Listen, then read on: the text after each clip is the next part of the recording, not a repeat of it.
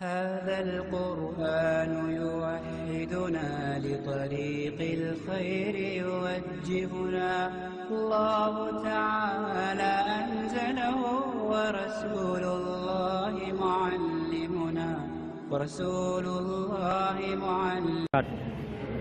السلام عليكم ورحمة الله وبركاته.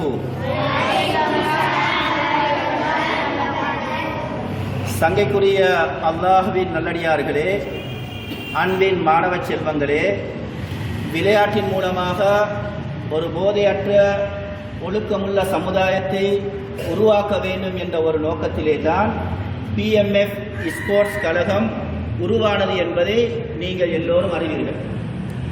இன்று 18ஆம் தேதி அக்டோபர் மாதம் 2025 இந்த நாளிலே நாம் உடற்பயிற்சிக்காக வேண்டி இங்கே ஒன்று கூடியிருக்கின்றோம். அதற்கு முன்னால் எங்களுடைய உள்ளத்தை பரிசுத்தப்படுத்திக் கொள்வதற்காக வேண்டி நபிகள் நாயகம் ஸல்லல்லாஹு அலைஹி வஸல்லம் அவர்களுடைய ஒரு நற்சிந்தனை ஒன்றை வழங்குவதற்காக வேண்டி எங்களுடைய மாணவர்களான ஹஃபீஸ், ஆசிக், முஹம்மது அவர்கள் வந்திருக்கின்றார்கள்.